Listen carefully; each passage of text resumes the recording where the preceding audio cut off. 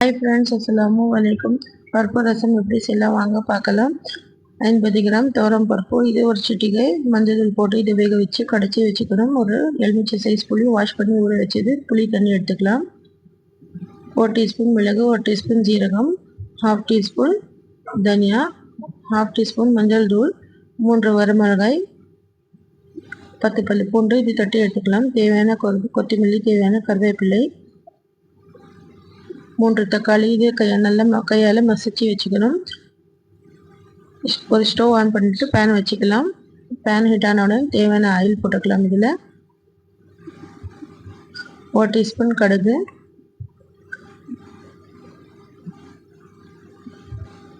இது 3 வரமிளகாய் இதில் கிள்ளி போட்டு இது நல்லா வதக்கலாம்.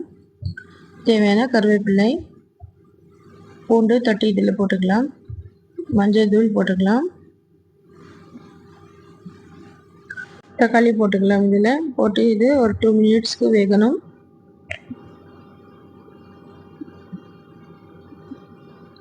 தேவையான சால்ட்டு போட்டுக்கலாம்.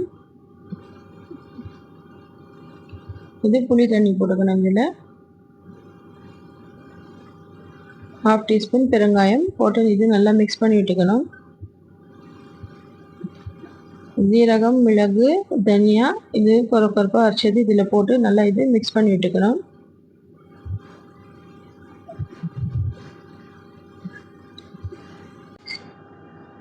இதில் பருப்பு போட்டுக்கலாம். போட்டு தேவையான தண்ணி போட்டுக்கலாம். இதில்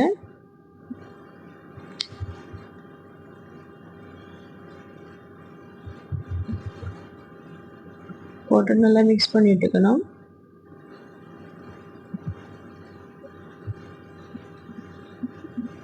தேவையான கொத்தமல்லி தூவி இது மேலே நுரை மாதிரி வந்ததுக்கப்புறம் அவ்வளோதான், பருப்பு ரசம் தயார். ஸ்டவ்வில் கடாய் வச்சுக்கணும். ஹீட் ஆனவுடன் தேவையான ஆயில் போட்டுக்கலாம். உருளைக்கிழங்கு பொரியல் செய்யலாம். 1 டீஸ்பூன் கடுகு, ஒரு 10 பல் பூண்டு இதில் தட்டி போட்டுக்கணும்.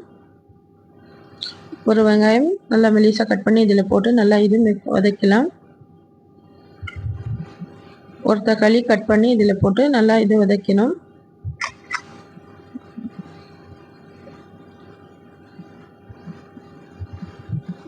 கால் கிலோ உருளைக்கிழங்கு இது தோல் சீவி வாஷ் பண்ணி கட் பண்ணது இதில் போட்டுக்கலாம்.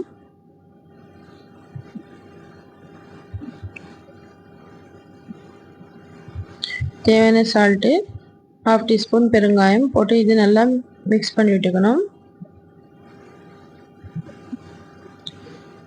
தேவையான கருவேப்பிலை போட்டு இது நல்லா மிக்ஸ் பண்ணி விட்டுக்கலாம். 1/4 டீஸ்பூன் வரமிளகாய் இதில் போட்டுக்கலாம். கொரப்பாக அரைச்சது போட்டு இது நல்லா மிக்ஸ் பண்ணி விட்டுக்கணும்.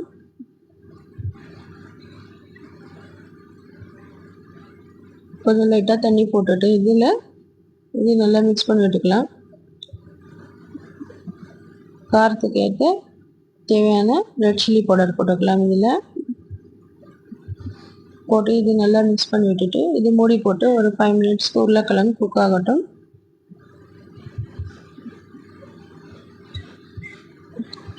அதுக்கப்புறம் ஓப்பன் பண்ணி இது நல்லா மிக்ஸ் பண்ணி விட்டுக்கணும்.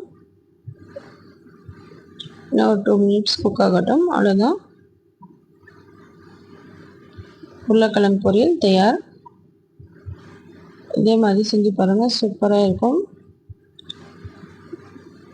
ஒரு பேனில் தேவையான ஆயில் போட்டு இது கருவாடு சுடு தண்ணியில் போட்டு நல்லா இது வாஷ் பண்ணது இதில் போட்டு பொரிச்சு எடுத்துக்கணும். இது நல்லா பொரிச்சதுக்கப்புறமா தேவையான ரெட் சில்லி பவுடர் போட்டு இது நல்லா பொரிச்சு எடுத்துக்கணும். அவ்வளோதான், கருவாடு உருளைக்கிழங்கு பொரியல் பருப்பு ரசம் தயார். சுட சுட சாதத்தில் போட்டு சாப்பிடலாம். இதே மாதிரி செஞ்சு பாருங்கள், சூப்பராக இருக்கும். இந்த மாதிரி செஞ்சு பாருங்கள், சூப்பராக இருக்கும். இந்த வீடியோ பிடிச்சிருந்தா லைக் பண்ணுங்கள், ஷேர் பண்ணுங்கள், கமெண்ட்ஸ் பண்ணுங்கள். ஏஎஸ் ஹோம் கிச்சன் தமிழ் சேனலுக்கு சப்ஸ்கிரைப் பண்ணுங்கள்.